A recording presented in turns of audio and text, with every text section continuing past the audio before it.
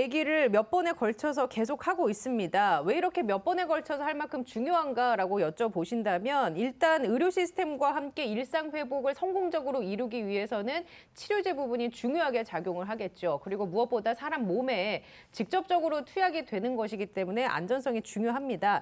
그 측면에서 지속적으로 머크의 치료제, 우리나라가 선구매 계약을 체결한 것으로 알려지고 있는 머크의 치료제가 잠재적인 위험성이 있다라고 설 교수님이 계속 얘기를 해주고 계십니다. 그러면서 이제 지난 금요일 이 방송을 통해서 머크의 먹는 치료제에 대해서 전문가든 머크사 측이든 반론이 있으면 공개 토론을 할 의향이 있다라고 얘기를 해주셨거든요. 주말 사이에 한국 머크사에서 언론 인터뷰를 한 내용이 기사화가 됐습니다. 일단 기사 제목은 먹는 코로나 치료제가 기형아 유발 오해입니다. 라는 제목의 뉴시스 기사입니다. 자, 교수님, 이 기사 제가 짧게 요약을 해보면 머크에서는 임상시험 시 임신부 배제 및 피임 권고는 교과서적인 일이다. 그리고 동물 실험에서 동물 돌연변이가 유발이 되지 않는 것으로 확인이 됐다라고 주장을 하고 있습니다. 이 기사에 대해서 교수님은 어떻게 생각하십니까? 제가 하나씩 설명을 드리도록 하겠습니다. 우선 하나는 제가 10월 28일 정도에 인터뷰한 연합뉴스 기사가 있는데요. 이것이 정작 기사가 나온 것은 하루 다음인 10월 29일 금요일입니다. 제목은 팩트 체크, 먹는 코로나 치료제 몰누피라비르가 기형아 유발이라고 하는 제목입니다. 여기에 보면은 저를 포함해서 총 전문가 5분이 코멘트를 했는데 저 이외에 다른 4분이 지금 머크 본사의 김요한 상무, 조금 전에 앵커께서 소개하셨죠?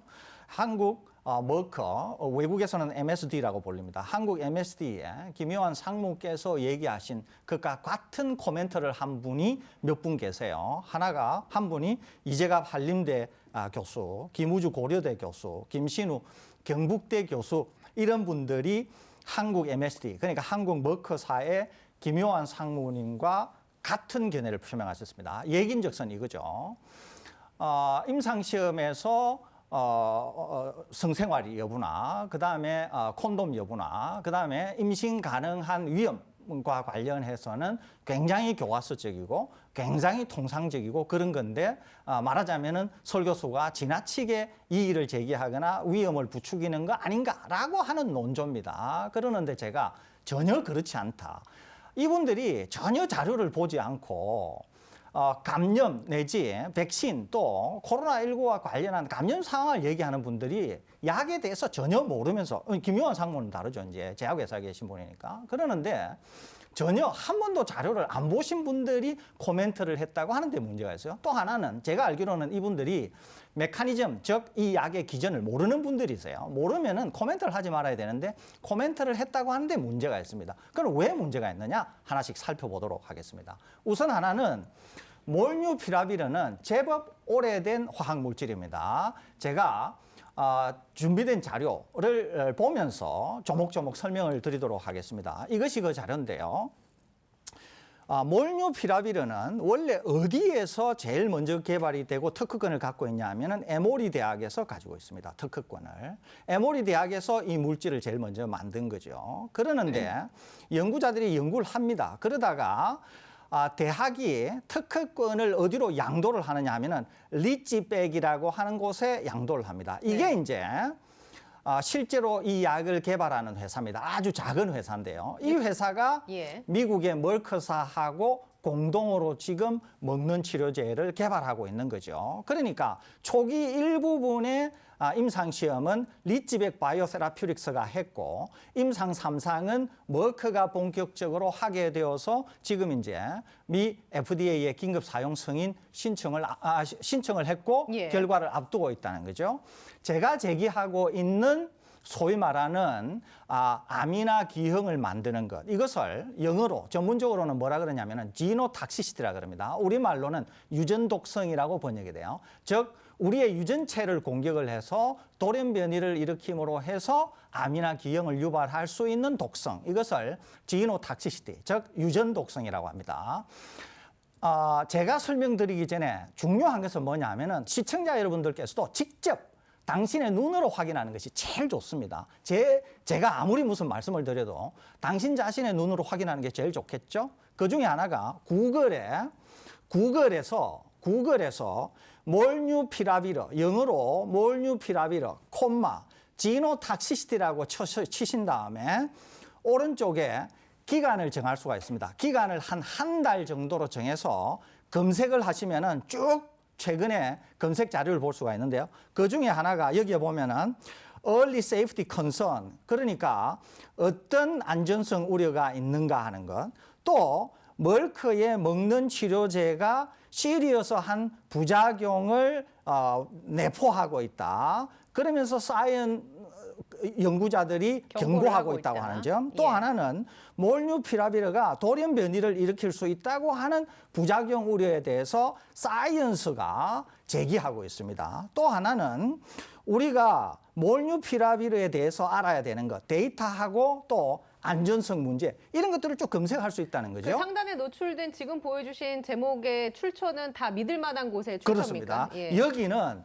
첫째 하나, 아주 유명한 과학자들이 얘기하는 것, 또 하나는 사이언스와 같은 유명 저널이 얘기하고 있는 것, 또 하나는 세계적인 통신사나 언론사들이 취급하는 것들이 지금 다루고 있습니다. 그러니까 직접 우리 시청자분들이 눈으로 확인할 수 있겠죠? 그렇다는 겁니다. 자, 그러면 아까 제가 한국 MSD의 김요한 상무, 또 이재갑 한림대 교수, 김우주 고려대 교수, 김신욱 경북대 병원에 계신 교수, 이런 분들이 굉장히 교과서적이다. 그다음에 설 교수가 얘기하는 것은 뭐 잘 모르고 얘기하는 건데 그것은 통상적이다. 이렇게 얘기했다 그랬잖아요. 그런데 그러면 과연 임상 시험에서 머크가 얘기한 임신과 관련한 것이 통상적인지 교과서적인지 한번 볼 필요가 있잖아요. 제가 아까 말씀드렸잖아요.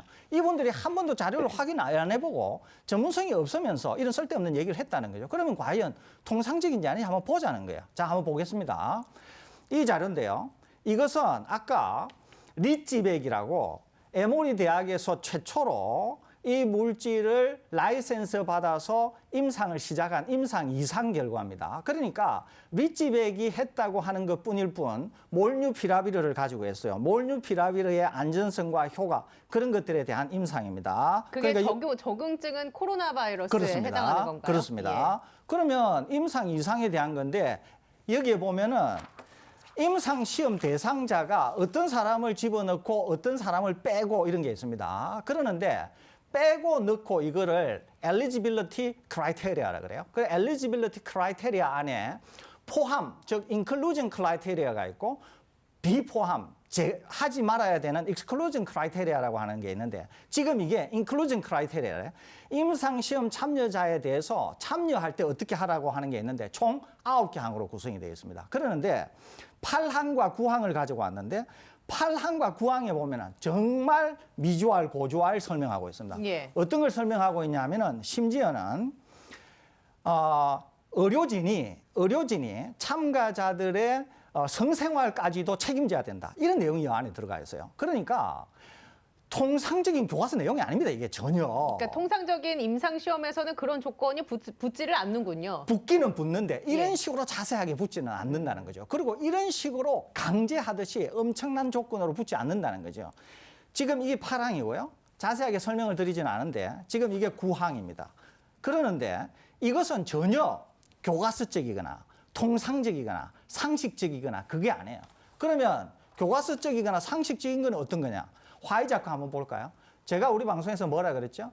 화이자는 머크과는 달리, 머크에 먹는 치료제와는 달리 화이자 먹는 치료제는 돌연변이 유발 기능 자체가 없다 그랬잖아요. 기전 자체가 없다 그랬잖아요. 그러면은 화이자 임상 3상을 한번 볼까요? 지금 시행 중에 있죠. 그렇습니다. 임상 3상 중입니다. 그러는데 화이자 임상 3상의 참여자에 대한 거는 포함을 시킬 경우에 뭐라고 되어 있냐면은 fertile participants must agree to use 이러면서 뭐라 그러냐면은 성생활을 할 때 콘돔과 같은 임신을 하지 않는 방법을 하도록 해야 된다라고 하는 딱 한 줄짜리, 한 줄짜리. 그러니까 이게 교과서적이고 이게 통상적이고 이게 상식적이라는 거야. 또 하나 볼까요?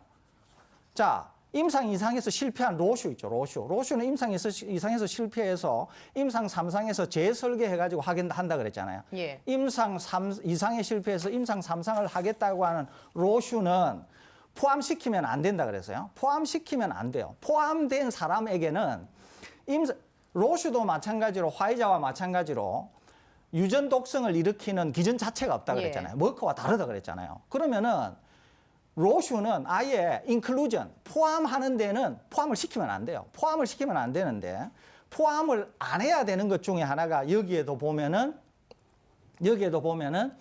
뭐 성생활을 할 때 굉장히 주의를 기울여야 된다라고 하는 정도로만 표시가 돼 있다는 거예요. 그러니까 제가 말씀드리는 것은 머크사는 전혀 통상적이거나 전혀 교과서적이거나 전혀 일반적이거나 하는 방식으로 임상시험 참여자들에 대해서 임신 가능 여부를 차단하는 그런 수준이 아니라니까요. 이게 그것은 무엇을 얘기하느냐 하면 강력히 머크가 지금 이 약에 대한 유전 독성을 상당히 알고 있다 그거죠. 자, 다른 하나를 제가 소개해 드리도록. 자, 잠깐 그 지점에서 그 상무가 이런 얘기를 했습니다. 아직 구체적인 3상 데이터가 나오진 않았으나 기형아 관련한 보고는 없었기에 우려할 만한 일이 아니다라고 말했다라는 부분이 기사에 들어가 있습니다. 이 부분에 대해서는 그럼 어떤 코멘트를 해주시겠습니까? 이거를 이제 제가 설명드리려고 하는 거예요. 자, 하나는 원래 이 약물, 이 몰뉴피라비르는 제일 먼저 유전 독성이 어디에서 확립이 됐냐면은 이것은 미 FDA나 우리 FDA에서 공이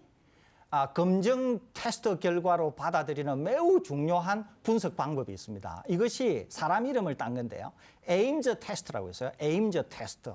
이 에임즈 테스트를 가지고 먼저 유전 독성이 있나 없나 하는 것을 판별하도록 되어 있습니다. 그리고 에임즈 테스트가 파지티브, 즉 에임즈 테스트 결과 유전 독성이 있다 그러면은 개발사가 상당히 꼼꼼하게 모든 것을 체크하도록 되어 있어요. 그런데 첫 번째 에임즈 테스트 결과가 대단히 중요합니다. 그런데 몰뉴피라비르가 첫 번째 미 FDA에 제출한 에임즈 테스트 결과가 뭘로 나왔느냐 하면은 플러스, 즉 파지티브.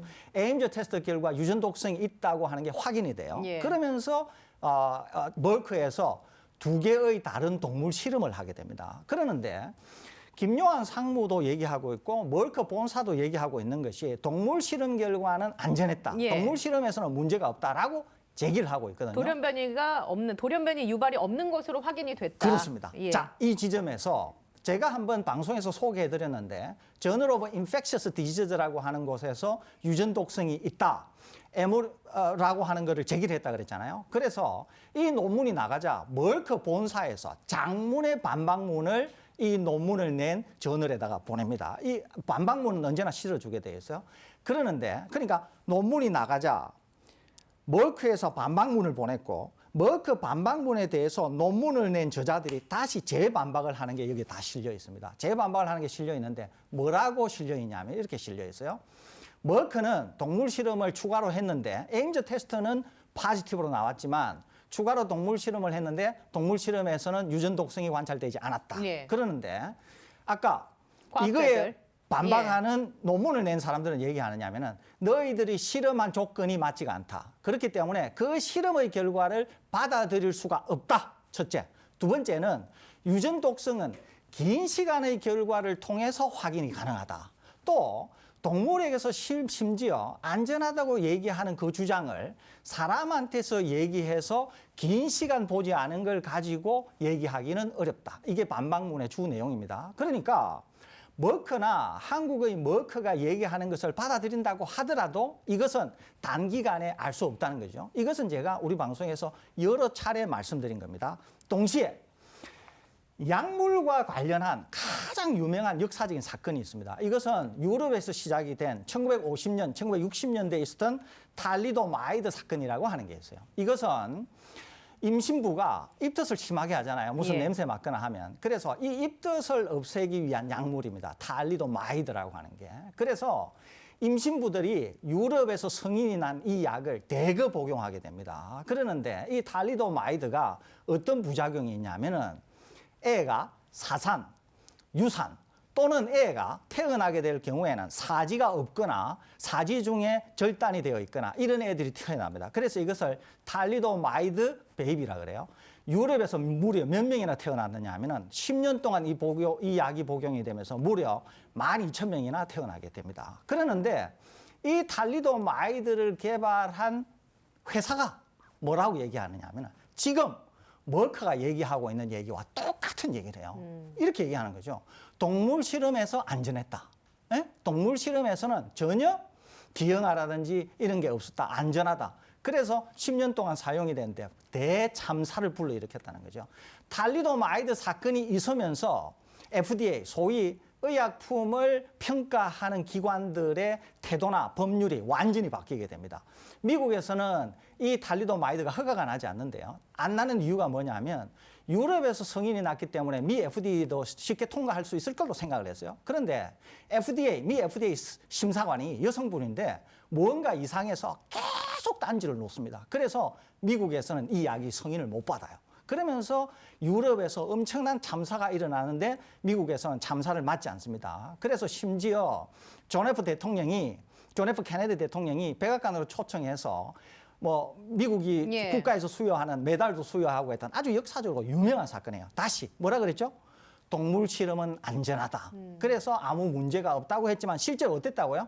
대참사를 불러일으켰다는 그게 거죠. 그 약 때문인 게 나중에 명확하게 밝혀진 명확히 건가요? 확인이 됩니다. 예. 이것은 너무도 유명한 사건이라서 약을 전공하는 사람이나 일반 사람들 중에서도 매우 잘 알려져 있습니다. 또 하나, 머크는 바이옥스라고 하는 치료제와 관련해서도 전적이 있는데요. 바이옥스라고 하는 치료제도 굉장히 안전하다. 그래서 이것이 승인이 되어서 시판이 되었는데 상당히 심각한 부작용을 일으키면서 평가되기로는 수만 명이 심장마비로 사망한 사례가 이게 있습니다. 어떤 병에 쓰는 약이죠? 이것은 예를 들면 이런 거예요. 우리가 비슷하게는 아세트아미노펜은 해열제 작용만 있고 진통 작용만 있고 염증 작용은 없잖아요. 이게 그래서 이제 우리가 백신 접종하거나 그렇게 하면 하라고 복용하라고 그러잖아요. 하죠. 네. 비슷한 기작입니다. 이 바이옥스도. 그러는데 이 바이옥스는 그런 작용이 있음에도 불구하고 뭐에 대한 부작용이 있었냐면 심각한 심장 관련 질환을 일으키는 거예요. 바이옥스가. 그래서 바이옥스가 처음에는 엄청난 약이 되리라고 생각하고 나왔을 때 엄청났습니다. 굉장히 많이 팔았죠. 그러는데 이후에 머크가 개발한 이 바이옥스라고 하는 약이 엄청나게 심장에 문제를 많이 일으키면서 굉장히 많은 사람, 수만 명이나 죽는 그런 사태가 생기게 됩니다. 그것도 이 약 때문이라고 명확한 인과관계가 그렇습니다. 나왔으니까. 정확히 인과관계. 머크사의 이 약이. 그렇습니다. 그래서 머크가 자발적으로 이 약의 허가를 취소하게 됩니다. 그러면서 자발적으로 리콜을 하고 이 약이 시장에서 퇴출이 되는 거죠. 그거는 머크가 자발적으로 하게 되는 거죠. 다시 제가 말씀드렸죠. 근데 그럼에도 불구하고 아직까지 제약사가 살아남았다는 것도 신기하네요. 이제 예를 들면은 이제 엄청난 소송에 휘말릴 수 예. 있고 그러는데 이것은 제가 언제 다음에 기회가 한번 네. 되면 소상히 설명드리도록 하겠습니다. 그러니까 이런 얘기예요. 언제나 의약품은 안전성이 제일 중요합니다. 제가 여러 번 말씀드렸잖아요. 화이자에 먹는 치료제는 임상 3상 중인데 임상 3상이 오는 12월 9일 날에 종결이 될 예정으로 있다 그랬잖아요. 그러면은 화이자와 지금 머크 약은 FDA 승인을 받게 되면은 나올 시점이 비슷할 가능성이 많습니다. 그러니까 제가 말씀드리는 것은 제가 이토록이나 머크 약을 이야기하는 것은 잠재적인 부작용 때문에 그렇다니까요. 그런데 제가 화이자에서 돈 한 푼을 받은 것도 없고 이해관계도 아닌데도 불구하고 화이자에 대해서는 제가 이런 말씀 안 드리지 않습니까? 그것은 오직 우리 국민이 겪게 될 수 있는 안전성 때문에 제가 이런 말씀을 드린다는 거예요. 게다가 우리나라는 제가 전혀 이해관계가 없지만 셀트리온에 항체 치료제가 있다 그랬잖아요. 가격도 싸. 그다음에 효과도 더 좋아. 예. 그죠? 그다음에 국산이고. 더 많은 사람들에게 쓸 수 있고. 그렇습니다. 그런 예. 말씀 제가 드렸잖아요. 그러는데 왜 이렇게 문제가 있는 머크 치료제를 도입해야 되느냐라고 하는 말씀을 드리는 자, 겁니다. 그럼 이 지점에서 미국 FDA에 긴급 사용 승인 신청을 낸 상태잖아요. 여기 이런 문제들이 계속 구글에도 그렇고 이렇게 제기가 되고 한다라고 하면 미 FDA도 통과를 못하지 않겠습니까? 그거는 이제 알 수가 없습니다. 왜 예. 그러냐면은 미국의 방역 상황이 나쁘니까 미국은 이 약이 필요할 수 있다고 제가 여러 번 말씀드렸잖아요. 그러니까 우리나라는 방역 상황이 미국 같지 않고 또 미국은 겨울을 맞으면서 굉장히 방역 상황이 나빠질 수 있고 또 미국은 위중증화가 되면은 병원에 치료비가 3억에서 7억 정도 될 가능성이 예. 있다 그랬잖아요. 그러니까 미국은 100만 원짜리 이 약, 잠재적인 부작용이 있지만 이 약으로 해결할 것인가 아니면은 3억에서 7억을 낼 것인가 특히 고령층 고위험군이 경증일 때는 이 약을 사용할 수 있는 동기가 충분히 있을 수도 있다 그랬잖아요. 그러니까 네. 미국은 필요할 수도 있다는 거죠. 그러니까 미국은 허가를 내줄 수도 있고 허가를 내주면서 2세를 계획하고 있지 않는 고위험군, 나이 드신 분에게 제한적으로 사용할 수도 있도록 허가가 날 수도 있다는 거죠. 우리와는 달리. 그렇지만 제가 말씀드리는 것은 뭐냐 하면은 2세를 계획하고 있는 젊은 분들에게는 위험할 수 있다. 고령층이라고 하더라도 암에 대한 기형은 생길 수 있다. 예. 또 하나는 우리는 명백히 셀트리온의 항체 치료제 같은 안전한 수단이 있다. 그러니까 예. 이런 수단이 없는 나라들과는 다르다. 이런 복합적인 고려 요소가 돼야 되는데 우리나라 당국이 이미 40만 4천 명분의 먹는 치료제를 도입하겠다고 하면서 머크 치료제를 20만 명분을 일단 선구매했다는 거죠. 20만 명분을. 그래서 제가 이렇게나 강력하게 심각히 검토해야 된다. 신중하게 검토해야 된다라고 말씀을 드리는 겁니다. 알겠습니다.